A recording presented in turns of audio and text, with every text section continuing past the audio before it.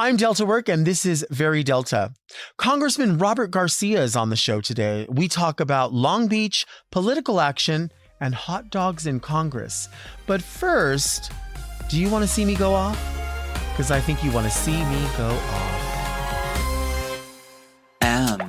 off. Mom! Our season has arrived. Yeah! Let's party! Let's celebrate! Oh my God, are you gay like me? Very gay! Not just gay, LGBTQIA. Honey! Are you an ally? Very ally! You don't mind when a bitch poses nasty.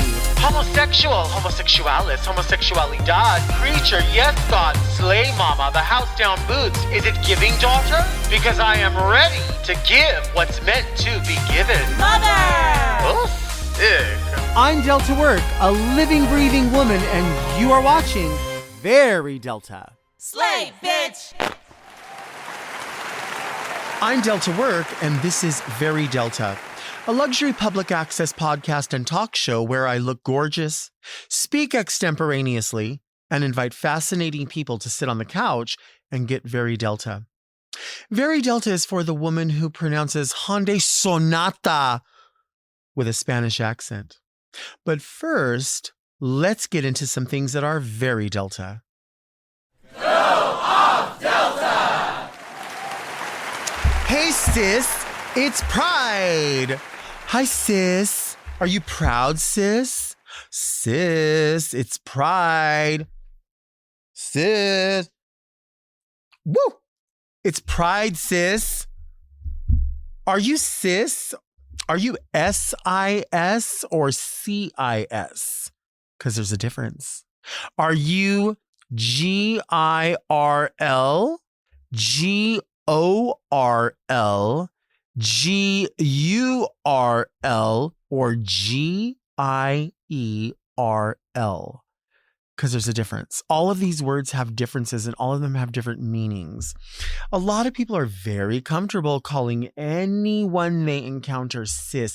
Hey sis, it's Christmas. Scratch me off your wish list.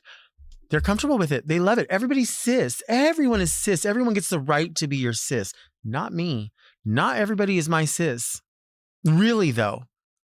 I mean, I get it. People want camaraderie and they want to feel good. Sis ain't it. It's not always it. When I call someone, I actually don't call anyone sis. I think it's kind of weird. I don't know. I think of people as more than that. People that are close to me, I do think of them as more than that. I almost feel like if you say sis, it's almost sarcastic in a way. I could almost buy it in that manner as sarcastic, but I'm also sarcastic because I will send people messages and my close friends, I'll just write CIS, comfortable in skin. Girl is so different because girl with an exclamation point, that means like, I need your attention. Girl, it means like right now. If I'm questioning something and I'm not real sure and something just seems a little bit wacky, I'm like, girl, like I need to like pull it out. That's girl, like GIERL. Girl, like that. It's a growl to it. I don't use GWORL or GORL. Some people use that. Gworl, like maybe that is an emphasis for them. I don't use that. I let other people use that. I use girl because I want it to be like girlina, like girlba, like girlicious. I need you to know that it's very like something's going on. So I will cut eyes, right? I'll be like, girl. So it becomes like a cat's sort of growly something. I never use GURL. I feel like GURL is for people that like are maybe doing this and they're like, girl. Or they like to say like, good God, girl, get a grip. Like they love to repeat drag race phrases. I feel like those are the people that are saying like GURL or are saying sis. Those are the people that are doing that. And it's fine. We all have our ways. We all have our words that we use or what we cut to. I'm just telling you what I do. And I think I do find myself sort of turning words in different ways just based on the pronunciation. That emphasis, the way I pronounce it, I think says to people how important something is, how gay something is, how proud I am. We control the trajectory. You know what I mean? We decide exactly how we are going to emphasize things or let things go. Girly pop, I think girly pop might be for the people who drink Olipop. I don't know. I'm not familiar with girly pop so much. Maybe it's something new. Maybe it's a new generation thing. I hold the space for it. I just feel like I have enough words. I'm probably not going to reinvent that one. I'll probably just play around with the emphasis. Like, I know what I sound like, right? I know I have that accent. And I don't mean a regional accent. I mean a homosexuality accent. I get it. I'm not bothered by it. That's what I sound like.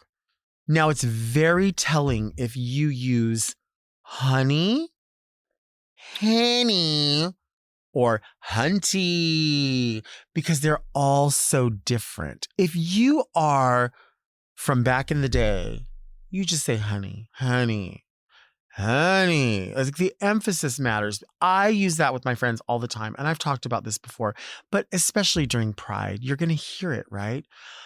The emphasis really matters. If you're very curt about it, it says, I heard you and we're moving on. Honey, honey. That means like I'm walking away. I say it like this, honey, because I don't want any more of it. But if I really am drawing it out because I want everyone to know, it's honey, because you want everyone to know, like, ooh, bitch, she just laid it out there for you. She said, honey. Oh, yes, honey. Yes, girl. When the girls try to be like, oh, I'm known. This is what I'm known for. That's my trademark. That's what I'm known for. When I hear a bitch say that, I go, honey. Yes, honey. Your trademark, girl. That's what you're known for, doll. Yes, honey. Honey, did you know she's known for that? Bitch, she told you. Honey, you're known. She is known, honey. That's my trademark, honey. I'm known. Honey. It can even get lazier because the more you go, the more serious you are. But it's not just honey, it's honey. And then it's honey. Like, it really goes in. If you're that girl that says hunty, you're that girl that says, good God, girl, get a grip, hunty. Slay, hunty God. Like, all that's a little bit performative in a way. I'm not into that. But if that's you, go for it. Now, if you say Henny, season 3 of RuPaul's Drag Race was important to you. We know who Queen Henny is. We understand who she is. She put that on the map. She is Henny. And if you do not bow at the altar of Queen Henny, but you use it, you're appropriating. You must know that comes from Queen Henny, Stacey Lane Matthews, who created that on season 3 of RuPaul's Drag Race. I'm just telling you, I was there. I know how many people died on season 3 of RuPaul's Drag Race. I know who threw the first brick. Okay. I also know who the bricks were on season 3, but that's entirely different. Henny. What about Henny? There could be like Herny. That's campy. That is, for me, that is an entertainer or a person who creates the story.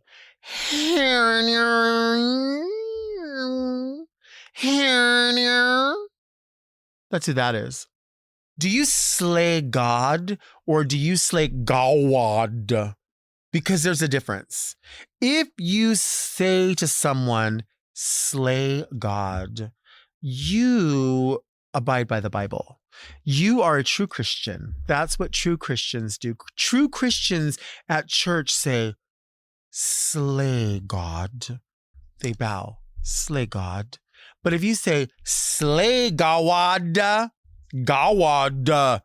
That is another performative thing. That's where you want to find your community in verbiage. Like nobody really says hers is. RuPaul says hers is. She done already done had hers is. We don't really say that because that's a mouthful. No one ever really says that. Besides, who is her? We don't know because her could be they and they could be him. Him could be capital H-I-M because we were born this way. There ain't no other way. Baby, we were born this way. Have you put them up? Have you? Rah, rah, oh mama. You've been told. Yes. And we can never forget, especially this season, when it's our season, the season for our people to stand up. We cannot forget Bussy. Bussy is so important to so many. And I don't use that word. I don't like that word. I like the division. I like you to know that you're in my butt or in my pissy, but there's no in between, because in between is an episiotomy. Do you know what I'm saying? I don't want that. I don't want to be stitched up. I don't want you to call it something else. Call it what it is. Let me see that butt. What about that butt-gina? That butt-gina? Huh? What about that? Why are you stuck on pussy? Bussy is young. It needs to be butt-gina. Butt-gina is grown. Butt-gina. Why does it have to be one or the other? Why can't you say like, fuck my butt? Put your dick on my butt. Just say it like that. Say what you want. Say what you need. Put it in my butt. Put it in my butt-gina.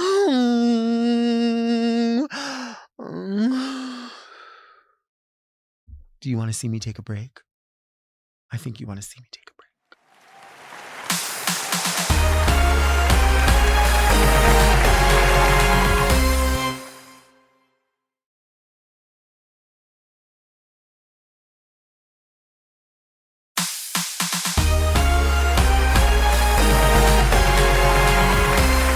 Today's guest is a proud American. He was the 28th mayor of Long Beach and is currently a congressman in these United States of America. It is the one and only Robert Garcia. Hello, how are you doing? I'm good. I'm glad to see you. Happy to be here.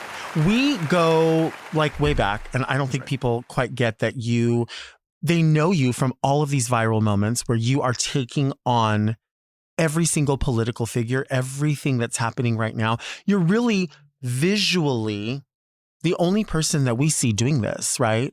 And I know it, and I'm proud of it, and I'm excited to see it. But I also know you as Robert Garcia from Long Beach, right? So it's interesting to watch your friends become something else. How does that feel?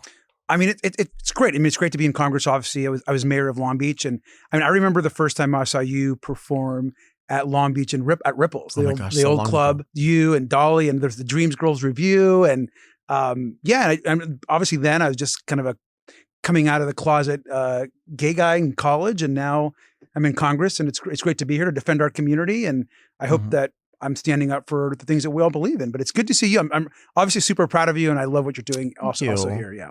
Thank you. I mean, I will say it was like a bit of a flex because when I got to do a brunch during the DNC and you were there obviously doing all the things that you have to do. And just to be in a room where I didn't really know anyone and I felt like everyone was from the area and they knew someone.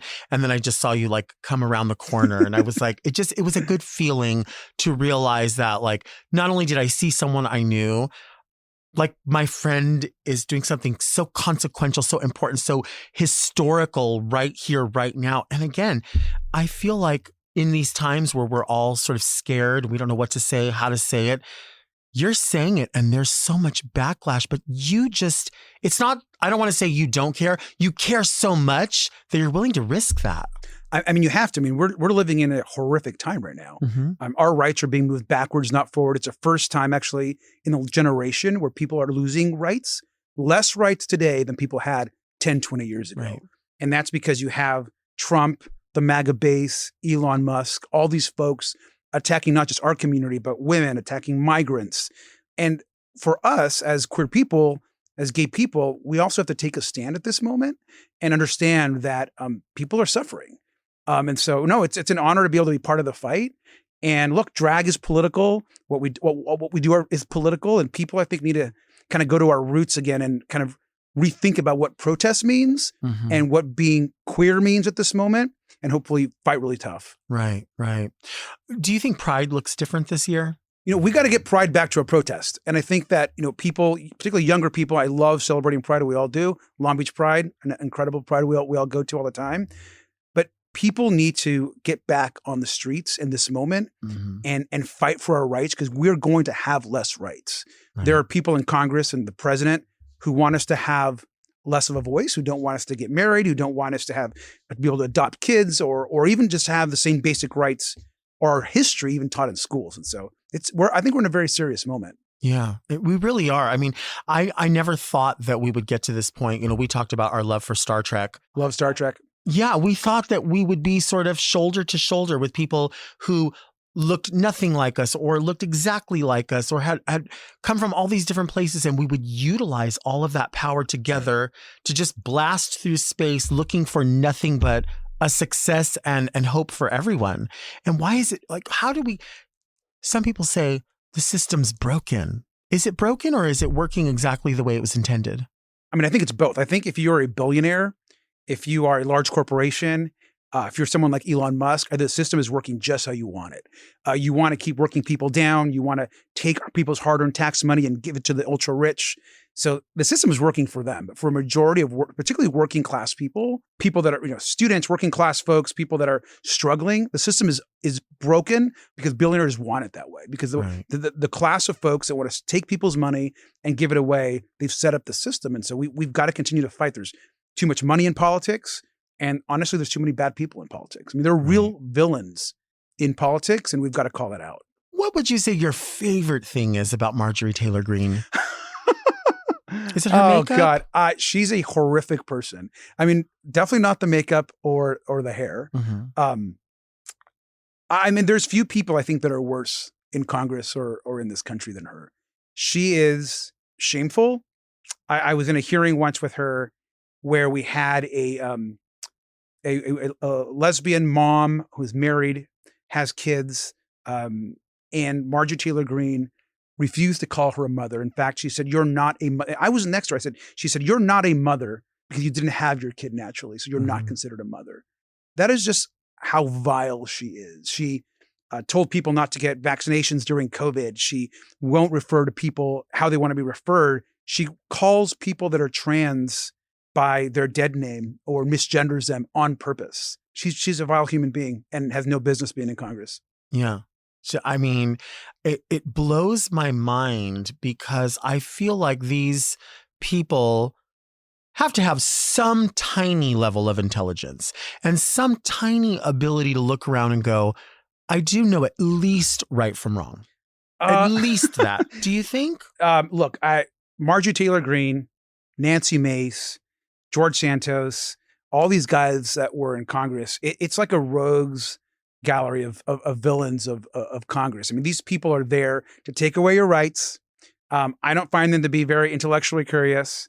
They say horrific things, and their goal in life is to appease themselves to Donald Trump, their king, and to harm whoever they can to get more clout online. And that's not the way government should work. Government should be a place where we're trying to help people. I've always said government's mission is to do the public good and help as many people as possible. Right. And that's not what these people are interested in doing. Do you think Marjorie Taylor Greene is the missing link? Oh, man. I think Marjorie Taylor Greene is a terrible person and should not be in Congress. But a lot of people, I mean, I never thought we would be here in 2025. I really didn't. I really feel, we talk about the pandemic, a lot of people in nightlife took a hit, but a lot of people everywhere took a hit. And then we sort of started climbing back from that a little bit, and everyone started, doing their best. And just as we got to this point, it's almost like this administration and everyone that supports this administration is really trying to outdo one another with how cruel they can be, how much audacity, how much they can say, you are so not like me, not let's see how similar we are. Why is that? Where does that come from? I think the cruelty starts at the top. I mean, Donald Trump, I think, is the worst president, in my opinion, we've ever had, certainly in the modern era. This is the person that calls migrants and immigrants that they're killers and rapists, someone that's taken down pride celebrations across this country, that attacks trans people. I mean, trans people could serve in the military. He's removed that right for trans people in this country. He's a terrible person and a terrible president. Yet these people in Congress and across the country blindly support him. They view him as some sort of savior to their cause, and it's a cause of white supremacy. It's about more money for billionaires and less for you. And at this moment, Democrats, we have to fight like hell right now. Right. There's too many people that are just sitting around thinking that everything's going to be okay, that we can do everything's just like how it used to be, and we're going to lose our country if we don't get really aggressive, which is why I try to be as aggressive as possible and to fight these guys every chance that we can, because this is a very, very serious moment. I just got to Congress, so I've only been in Congress for one term. Right. And the first thing I noticed is some people aren't ready to fight. And we got to get in the place where we're willing to take these people on every single day. Right. That makes so much sense. Do you ever experience people in Congress or people who obviously are completely aligned with Donald Trump? Do you ever just pass them in the hallway and they try to be polite to you? Do they just ignore you? Do they attack you? I always wonder daily, do people realize that you have to be around these people even when the cameras are off and there's nobody trying to document what you're doing? You have to be at work. Yeah, what happens? I mean, it depends on who. I remember when George Santos came in Congress the same year I did. And when he first came in, I'm thinking, oh God, the Republican, gay, maybe drag queen, in Congress on the other side. I was the first person to call for his expulsion and removal from Congress, specifically because I was gay and Latino, and what it was doing was bugging the shit out of me and wrong. And, and I would talk to him. We actually had conversations where we've debated each other. And I actually felt sorry for him that he couldn't have the type of kind of queer experience that so many of us had, that there was so much, he needed self-reflection. So that's one experience. And then you have Marjorie Taylor Greene, who when she walks by me, it's a snicker or it's a look away or she gets angry. We have zero conversations. And same goes for someone like Nancy Mace, who's the biggest she's so transphobic and says horrible things about trans people. We don't talk. There's no talk. There's no looking in the eye. They're hateful, and I want nothing to do with them. I'm not interested in working with people that want to destroy our community. Right. No interest. Right. I just feel like when, we were coming up, we always heard, there's a Republican and there's a Democrat. And I always thought as a kid, the goal was the same. The route was different, but the goal was the same. And we always thought, oh, well, you have to be respectful and you have to, we come from the land of the free and the home of the brave. And your job is to question authority. Yeah. Your job is to know that the people that are elected are working for, but with you. I think with you, because they say, well, this is what my constituents want. This is what we see. And I saw something that said, what is, something that you see that is racist, but probably isn't racist? And I was like, the American flag. I shouldn't be afraid of that. But when I see it in someone's yard, I'm like, don't go near there. Don't. I've been on tour recently, touring funny bone comedy clubs all over the Midwest and the South. And I am just frightened. I mean, I raised going to work in Long Beach and West Hollywood, Riverside, San Diego, going to bars where, I'm in makeup or I'm in drag and people are like, oh, this is a drag queen going to a brunch. What's the big deal? No one's going to say anything. Long Beach, you kidding me? Yeah. It's never an issue. Going to these places, I literally am looking at a map of the complex and I'm like, how do I get into this place safely? Because these people will attack. It's a problem. I hear people saying things. I was in Lake Arrowhead And I'm like, this is right here. This is an hour and a half away. And you hear it. And it's like people are emboldened to do whatever it is they want, say whatever they want. And sometimes I wonder, do they even believe it? Or are they just like, this is what we're supposed to do? I mean, and they're repeating the hatefulness of Donald Trump. Yes. And I think it's really important for people to know that people are emboldened right now. Even myself. I mean, I'd never hear, really a lot of derogatory things in the past, but it's very common. I'll hear someone driving by and be like, oh, there's the faggot congressman. Like, that's because of Donald. I mean, Donald Trump has empowered and brought up people's hate, and especially to our community. And it saddens me that there's so many attacks, particularly on trans people right now. Trans people just want to live. And what's really sick is the only people that are talking about trans people are far-right extremists. Friends that I have that are trans, they just want to be left alone to live their life. They want rights. They want to be able to live their life as who they are. Yet Republicans are obsessed with talking about trans people every fucking day. It's like they're just insane about it. Like somehow trans people are going to rise up, the so few of them that there are, and somehow take over the country. I mean, give me a break. There are more young people and kids with the measles right now in Texas than there are trans athletes playing sports in college. Right. Give me a fucking break. They want to actually help people. Go help those poor kids and infants in Texas that have the measles now, which we had eradicated in the United States. But now because Donald Trump and RFK Jr. and all these health nuts want to say that all vaccines aren't going to work, those are the issues we got to be worried about. Let trans people live their lives. Right. Right. The obsession is so strange, especially when there are people, MAGA people, who like to say, listen, I don't care what you do. It doesn't bother me. You can do whatever you want. You can do whatever you want. But what? I thought you just said you can do whatever you want. And Exactly. You said it doesn't affect you. It's not going to hurt you. You know, it's not taking any money from you. None of this is affecting you. But what? That's right. But what? If it doesn't matter and you're all about this country being free, that's the other thing. Is like all these things are being done in front of people. And then these people who consider themselves patriots are not standing up for themselves when it matters most. And then when they see the quote unquote oppressed standing up for themselves, or they see you speaking out, well, you shouldn't be doing that. Why? I thought you were about freedom of speech. That's right. I thought you were about defending yourself. You're the very people who were supposed to be that. And all of a sudden you just turn around and you're not about it anymore. That's so odd. Well, I mean, it's freedom for them, but not anybody else. Right. It's freedom for them and their families.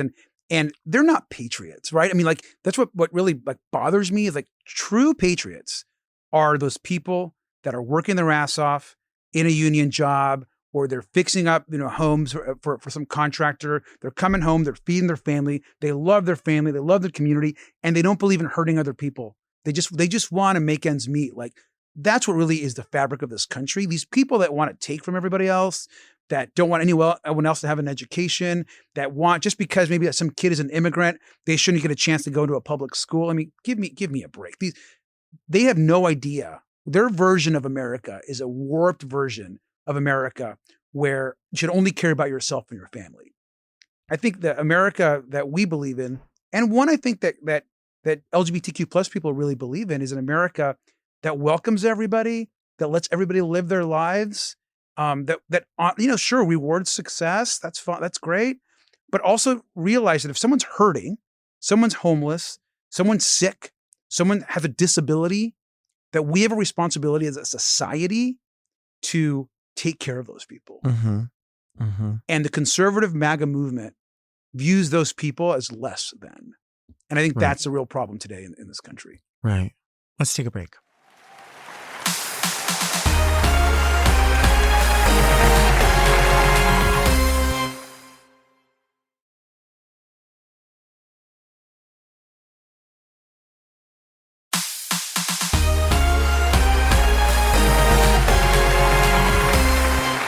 We are back with Robert Garcia. Here's a question for you.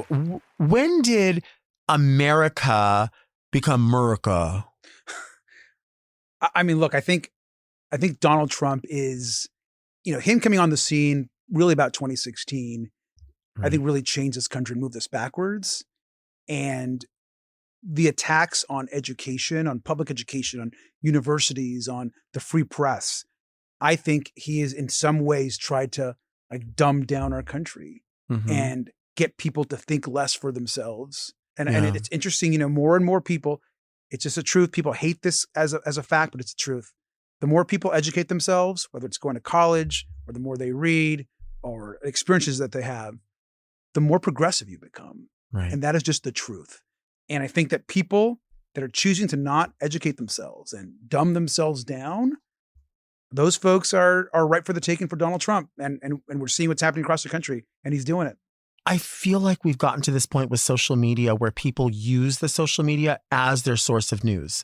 If they say, well, I heard so-and-so said this, then all of a sudden it becomes, that's the news. That's the fact because it was on Facebook. It was on, where do people go? Where do you think they should be getting their news, getting their information? Look, there's a lot of misinformation and bullshit on social media. And I think people need to do their own research. Right. It used to be that people got all their information, you know, on the news, they read the newspaper, they watch cable TV. Nowadays, people are going on podcasts or they're going on YouTube, they're going different places to get their information. But a lot of that information is incorrect. And when you have someone like Donald Trump that says that the news is fake and you shouldn't listen to it, you get all of this misinformation about a variety of things. And I think most importantly, go to sources that are trusted, not, you know, what's on. I mean, Fox News is the biggest misinformation machine out there. We've got to go to trusted news sources. And I tell people, read the newspapers. Most of what's in there is accurate. What about the Long Beach Post? Long Beach Post is great. I love the Long Beach Post. You do love the Long Beach Post. Of course. Helped start it back when I was back within Long Beach, and a good place to get information from about the city of Long Beach. I love that. There's so many facts that people just don't know. You know what I mean? Because they hear whatever's major is happening to you now, but your history runs so deep. Long Beach is considered to so many people as a collection of so many communities. It's reflective of so many different people, cultures and subcultures within. What do you think that's the strength of Long Beach? Yeah, I mean, look, Long Beach is, I always say Long Beach is a little bit hip hop, a little bit queer. There's a skater community there. There's people that are immigrants that have helped build that city. Historic African-American Black community that's there. Cambodians that have escaped the genocide from Cambodia. It's this great collection of people. It's a progressive community. Being mayor there was amazing. I was the first gay person ever mayor of the city, which is great. But I mean, you know, and we have a group of gay bars there. Very large gay community, and I'm just proud to be a part of it. Yeah, that's so true. That's so true. You are a very big fan of Drag Race. I am. I love Drag Race. I view drag as an art form, and it's an art form that I am a connoisseur of. I love what people can transform into. I love how it moves their own spirit, whether it's singing or dancing or talent or comedy. It's such an incredible and unique form of art that's also political, and it just brings me a lot of joy. Yeah. Well, if you went on I feel like they always theme them, right? Because like as we go more and more, they're like, let's do the Bad Girls Club or the whatever. If they could do a secret celebrity drag race with a team, would you go on, if the money went to charity, with George Santos? He knows about drag. You could be team Garantos. I'd have to think about it. I hope that he finds himself, but I'm not sure that I share anything or we align in any way. I'm in a moment in my life where I try to stay away from people that bring kind of a toxic, extreme right-wing energy, and he's definitely one of those. Okay, that's fair. What about other queer people that you work with that are political figures? Look, I think, look, in Congress, there's actually only 12 openly gay. And I say openly gay because there's probably some that are closeted. Oh, there's a whole bunch. And probably on the other side. But there's great members of Congress that are LGBTQ. We need more. You know, Sarah McBride, who's the first trans woman, trans person ever in Congress, is just elected. She is incredible, and work with her. And I think she's a fantastic leader for the country. There are really good leaders out there. And when coming back to drag, I think some of our best leaders in our local communities are drag queens. In Long Beach, I think about Jules, for example. Of course. I mean, Jules is yes, she's a drag queen, but she's a community leader. She's a philanthropist. She's raising money. She's calling attention to our community and our issues. And so local queens in our own community are the leaders of our gay community. Like if you're a local drag queen, at the bar or at a protest says, hey, I need you to do this, you fucking do it. Because they're the ones that are, I think, leading those kind of local, the local queer community. And I think I view like someone like Jules in Long Beach as one of those people. Yeah, I agree. She's my that. local hero, 100%. That's so true. That is so true. What would you say your coming out story was like? Say for family, for friends. When did that happen? Yeah, I mean, it was so I went to Long Beach State University in Long Beach. I was in a fraternity, a straight fraternity, and that was an experience. And I think during that period of time, I started realizing that because I was pretty closeted. I didn't really realize I was gay in high school. And in college, I kind of started realizing that I like guys, that I was gay. Well, if you were in the fraternity, honey, you figured it out real good. Yeah, I mean, definitely that experience, I think, helped me realize who I was. And then when I started coming out, I realized like at the same time, like how much self-hate you have, right? How much you want to be something else. And I never really kind of dealt with that. And I think when I left college, I met a group of great other group of Latino guys, also gay. They kind of took me under their wing. We all became great friends. And that's when I started experiencing what being gay was, when I figured out what my political identity was, when I could think on my own. I didn't have to think about what my parents thought, and started going out. I mean, I remember I would go out every Friday night to Circus. I would go to the arena on Saturdays. And then, of course, at the Long Beach bars, right? The Mine Shaft, go to the Brit, go to the Falcon, go to Mary's, and the Executive Suite, all the places. And that's kind of how I came out. But everyone was very accepting. I'm very close to all my fraternity brothers from college still, all the straight ones, supportive. My family was very supportive. So I feel fortunate that I had a lot of support during my coming out process. Did you, when there was like Rush Week and the straight fraternity, I'm just imagining it in my mind. You didn't have to get in drag for that. Did they call you were you Tiffany? Like, what did they call you? Anything like that? No, I think actually when I was in the fraternity, most people thought I was straight. Certainly there were a couple other gay guys in the fraternity that were also straight. Okay. And, I mean, I had my first experience in college with another person that was also in the fraternity. And that happens. And so you just kind of pull each other out of the closet. Makes sense. You know what I was thinking about? Can you DoorDash food to Congress? How do you get your lunch? You can DoorDash food to your congressional office, which is next door to the Capitol. And then you can run and grab it, or maybe one of your team members brings it to you if you're in important votes. But you can actually DoorDash, Uber, Postmates, whatever. Do you do that ever?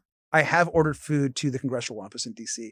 I'm a massive, unfortunately, I do a lot of food delivery service ordering. Okay. At home, I'm a Postmates guy here back home, but I love ordering food, which is terrible. It's a waste of money, but I love. Do you leave reviews ever? I'm not a leave review person. No? I don't leave reviews on anything. Like I have some friends that are like a massive review. Like they love leaving reviews on everything. They're at a hotel, they're at a restaurant. Oh, this was bad. I'm going to put, I can't do that. I'm just like, let it be. I'm not a review person. If you go out of town and you do have to DoorDash something, if you go to a random city, what's the food profile that you would order? Is it like, I'm just going to get Asian food, or I'm going to get a hamburger? It really depends on my mood. Like if I'm in another city and I'm feeling like I just want something to eat and not healthy, I always go to a fried chicken sandwich. Okay, that's good. Yeah, I love a fried chicken sandwich from any place, so whatever's closest. Love that. That to me is my go-to junk food would definitely be that, or chicken strips. I fucking love chicken strips. Yeah. My whole team knows you want to make me happy, give me some chicken strips with a little honey mustard or a little ketchup. What is your low down dirty Taco Bell order if you eat at Taco Bell? when I go to like a Taco Bell or Del Taco, I'm more of like a Del Taco person. Same. Okay. Del Taco to me is like, mwah. Yeah. A bean and cheese burrito from Del Taco Is so right. is insane. I mean, it's So like, right. oh my God. It's infinitely better than the Taco Bell burrito, in my opinion. Okay. Both are great. A Del Taco bean and cheese for me and like an order of fries is like epic. And one thing I'll say about Del Taco that people don't realize, they have some of the best milkshakes. They are good. Yes, they are good. They're very fresh. So like for me, it's like, I'm going to get a strawberry milkshake, a small order of fries, and like a bean and cheese burrito or two at Del Taco would be like heaven. Small order of fries. Or large. Small. Or a large order of fries. Now, do you ever open your bean and cheese burrito and put fries in it and close it back up? I do not. You wouldn't do it? I don't. But I do love a Del Taco bean and cheese burrito. Do you put hot sauce on it? This is going to sound crazy, but I do not. Okay. I actually order it without sauce. Can we do a sock check on you? Because I don't feel like you're really down. I know. I know. When you're in Congress, can you just like eat chips while everything's happening? Or is there a rule? I mean, you can't go onto like the floor of the house, like what everyone sees as the floor with food. There's a little room, which people don't know, off the floor called the cloakroom. And you can go back there and like a little door. It's only for members of Congress. And in the back there's like a lounge, and they have these two amazing ladies, and they can make you sandwiches. There's a hot dog machine. Love hot dogs. I'll tell you a funny story about Nancy Pelosi and the hot dogs. And you can order like soda or like maybe like some chips, and you pay for it. You have to pay for it. You have to pay for it. It's not free. But you can get food back there. Nancy Pelosi, and this is a true story, she has a hot dog every single day for lunch. Oh, she knows what she wants. She knows what she wants. Okay. She wants that hot dog from the little hot dog machine. And she installed it actually. And and they make her a hot dog every day. She loves a hot dog. How many hot dogs do you think George Santos can fit in his mouth at one time? Probably a lot, but I don't know. I'm not going to guess. How many hot dogs do you think George Santos can fit in his handbag at a time? Probably more, I imagine. Yeah. I mean, Katara, which was his drag, persona, I imagine could put a lot of hot dogs in her bag. Yeah. It's just like throwing hot dogs down hallways, it's just endless. Just no sensation. You just keep throwing them. Do Neanderthal people eat hot dogs? I don't actually. Like Marjorie? Does she? I don't know what they have. I imagine they have food in their cloakroom, because obviously Democrats go to their cloakroom and they have their own. I have no idea what they have in theirs. It's probably fancier than ours. You think? I think it's like Pabst Blue Ribbon for sure is the beverage of choice. I think there's probably going to be something Gator. They probably have Gator toes. Gator tots or something. Yeah, Gator tots. I like that. Yeah. Yeah, I don't have that big of an expectation. I think it's probably just maybe they have the hot dogs, but I bet you they don't even warm them up. Ooh. These like come cold. That'd not be good. Do you ever eat huevo con weenie? Of course. That's like a Latino staple. Look, growing up, fucking fry up those eggs, cut up those hot dogs, put it together, 100%. We were pretty poor growing up, so hot dogs was like a staple. Yeah. So, and even in college, I would make top ramen. This is like my favorite thing to eat. Get one of those, 25-cent ramen blocks, put a little make a noodle. We take the water out of the noodle, so just noodle. Cut up that hot dog. Yep. Fry it up, put it in the microwave, and you have even a little egg on it. You have a meal. I like that. It's delicious. Because it's Pride season, do you have a favorite like queer movie, whether it's a campy movie or a very serious movie? When Brokeback Mountain actually came out, that was like the first time I felt like being gay could be like mainstream. So I think that movie probably made like a pretty big, it made a big impact on me. If you put together a Pride playlist of music that makes you feel proud, what are a couple of songs you I actually put out a Pride playlist for the last 2 years. I've actually put out 2 different Pride playlists last 2 years. Look, I love Britney Spears. I feel like I grew up on her music. I love Beyonce. So anything Britney Spears just gets all of my like gay juices going. I'll always be a fan. Heaven on Earth is probably like something that is my favorite song of hers. Toxic, that gets my gay juices going. What is gay juice? You're like, your gay, like your juices. Your like your I'm feeling your juicy. You are juicy. Well, yeah, juicy.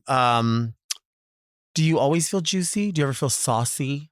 Yeah, I think I feel saucy sometimes, sometimes juicy. I think we can feel both. Why not both? What about TV shows? Is there a TV show that you like to watch? I love everything. Well, obviously Drag Race. We just finished this last season of Drag Race. The first like big drag queen that I remember watching in the first season I watched was like Bianca. And realizing that Bianca was also like Latino was really like, it left a big impression on me. Like, oh, we can do this stuff too. Like we can do everything. And so I think since Bianca, I've always tried to, all those like Latina queens have always like spoken to me a little bit. Yeah. I wish there was a bigger sort of respect or upholding for the various shades of our community and the various faces of our community and the various strengths of our community, because people who do watch Drag Race, I've said this before, and I'm sure I'll get a lot more people that are upset about it when I say it. And you know what? Fuck off if you don't like it. But not everybody has to have a rose tucked behind their ear for everything. And if you don't, it doesn't make you less proud to be Latina, Chicana, Hispanic, whatever term you want to use. We come in all different colors, all different shapes, and all different reasons to be proud.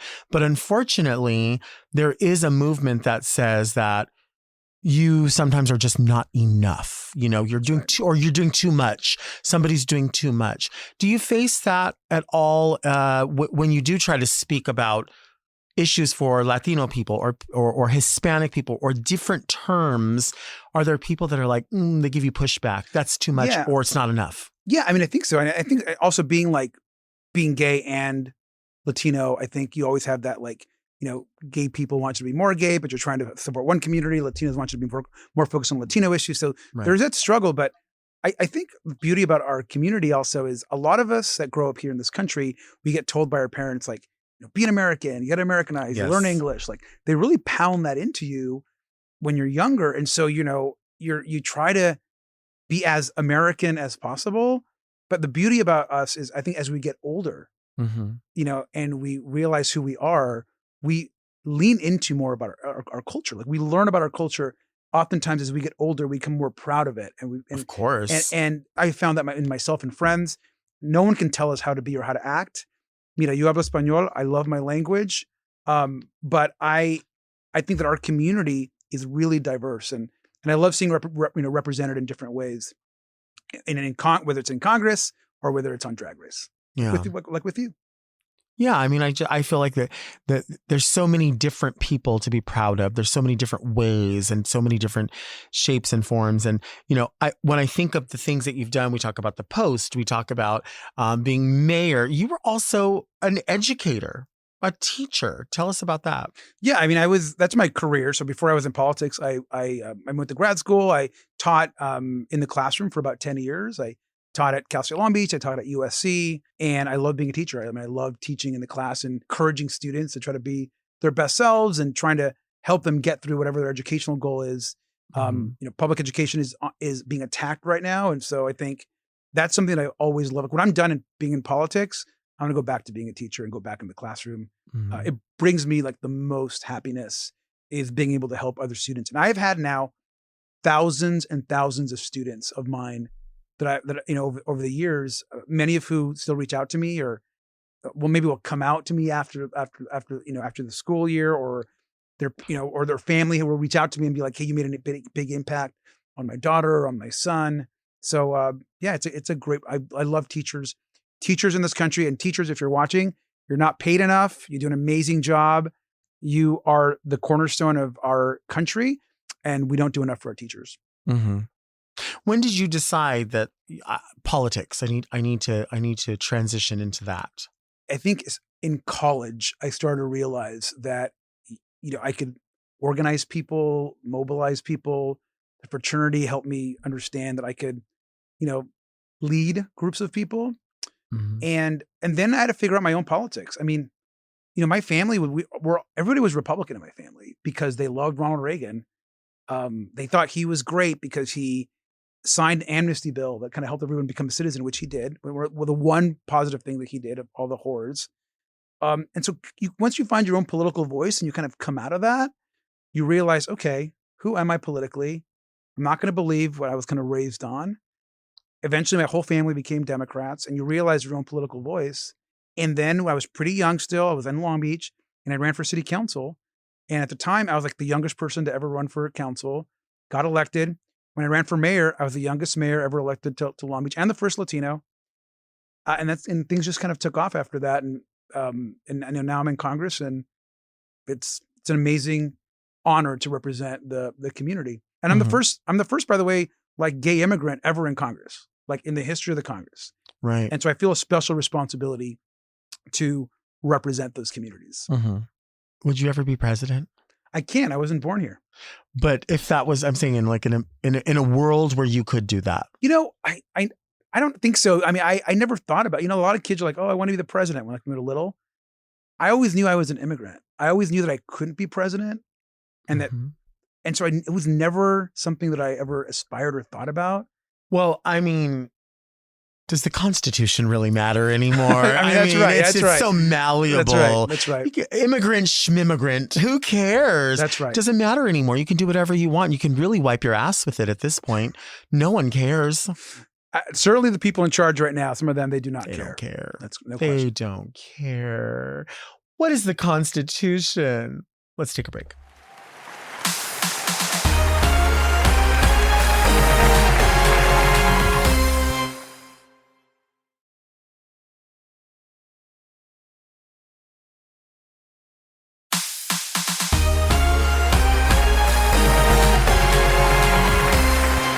We are back with Robert Garcia. Now, this is the part of the show that we call Read Me Delta. So people will send in letters. They'll ask for advice.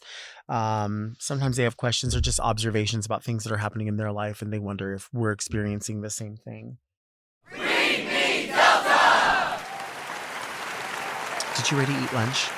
I didn't, but I had a big breakfast. Let's see. I don't know about that. Are you hungry? Well, I am hungry, but I packed my lunch today. Okay. And I normally don't like to do that, but I recently had a doctor visit, and she told me, I think maybe you should be packing your lunch and not be going through the drive-thru so much. And I've said, well, I think I'm kicking 50 in the ass. I think I should have learned that about 30 years ago. Dear Delta and gregarious guest, ever since the election, I have had trouble interacting with people. Yeah. Strangers, coworkers, clients, friends, family. I can't look them in the eye. I can't address them in any way that feels authentic. I feel so betrayed and disgusted by this country, and I feel suspicious and repulsed towards everyone. Well, literally everyone. Have you ever experienced this? Can you offer some advice? Very Alan. I think a lot of people feel, you already know this. It's like preaching to the choir. I think a lot of people feel this way. I think first I would say that it's okay to feel like dejected and depressed and sad. I think I feel that way too sometimes. I think we all do. It's hard to know that so many people have betrayed like the values of like being just a good human being. But we also have to like pick ourselves up when we can, find people around that love us or that can support us and keep going. And to know that we can change the trajectory that we are on right now. And if you're able, not everyone can, if you're able to fight and fight back, let's do so. And for those that are at home or unable to do that, I don't think we should look down on them or think that they're not in this fight. Everyone has their own ability and whatever space they're in at that moment. But I would say this, if you're an active person, you're feeling fine, you're out going to the parties, you're out going to Pride, you have a responsibility to the people that are feeling this way in our community and that have less than or not in a bad, or maybe they're in a bad place, to do something productive to help our rights move forward, not backwards. Right. I think that's so true. I think what you hit on is something that I think about all the time. And people like to say when something bad is happening, or even if something good's happening, well, we're all in the same boat. And I don't think we're in the same storm for sure, but different vessels, so we all have an ability to do something.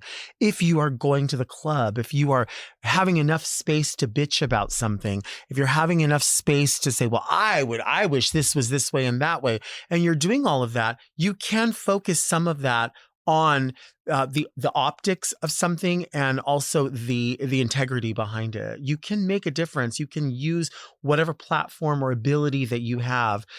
We were talking about the DoorDash, and I was saying like, oh, do you ever leave a review? As somebody who complains about everything, I always hold the space. If I order something and I'm like, I didn't like this, but what did I like? And I'm like, you know what? Maybe the experience of getting this was difficult, but the food itself was good. I need to let people know there was something great here. This restaurant doesn't deserve an attack. So if you are one of these people that has the ability to say all kinds of things, why not utilize that? Lasso some of that energy and bring it out there. That's right. And speak up, because as you said, there is a responsibility to this. There is, I think, especially if you are an LGBTQ plus person. Yes. I think that our story as a community is one that is built on the shoulders of other people, especially like trans women and drag queens and people that protested during the HIV/AIDS at the height of the epidemic. We have the luxury of walking into our neighborhood gay bar or meeting folks today because of all of that work. Well, those people are being attacked. We're all being attacked now. And the people that are under the most attack are trans people. So why are we going to turn our backs on them at this moment? Right. And it just like, it bugs the shit out of me when people are like, oh, well, we shouldn't focus on trans issues because it's not popular, or, well, there's other things that matter more. There's a lot of things that matter. But this is a small group of individuals across our country and the world that need our support at this moment. Who were the first ones throwing the brick? Who were the ones marching at the front of the parade? Who were the ones protesting police brutality? Why aren't we bringing that same kind of energy for them right now? Right. And I think that's something that's sad to see, but that we can continue to change if we push ourselves. Right. Thank you for being here. Thank This you. is so I'm fun. happy to be here. I'm really, really happy you were here. And thank you for talking politics because we need to be doing more of that at this moment.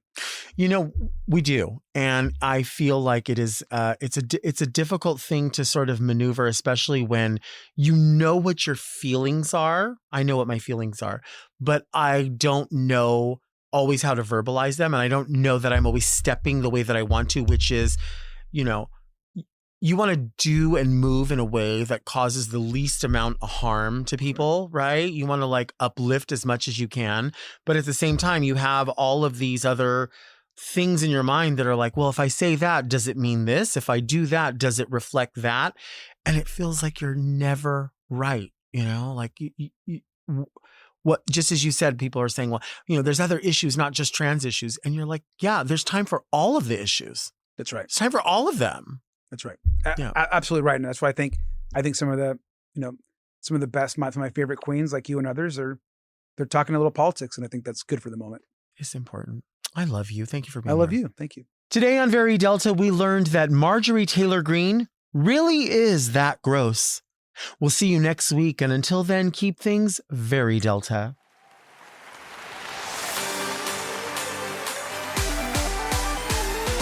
Very Delta is produced by Moguls of Media, aka Mom. Hosted by Delta Work. Produced and edited by Doug Robertson. Technical direction by Danielle Mitchell. With original theme music by Will Pitts. Media and design support by Stone Cold. And set design by Eris Sevilla. Executive produced by Alaska, Willem, Big Dipper, Camille Stennis, and Joe Cilio. Recorded at Forever Dog Productions.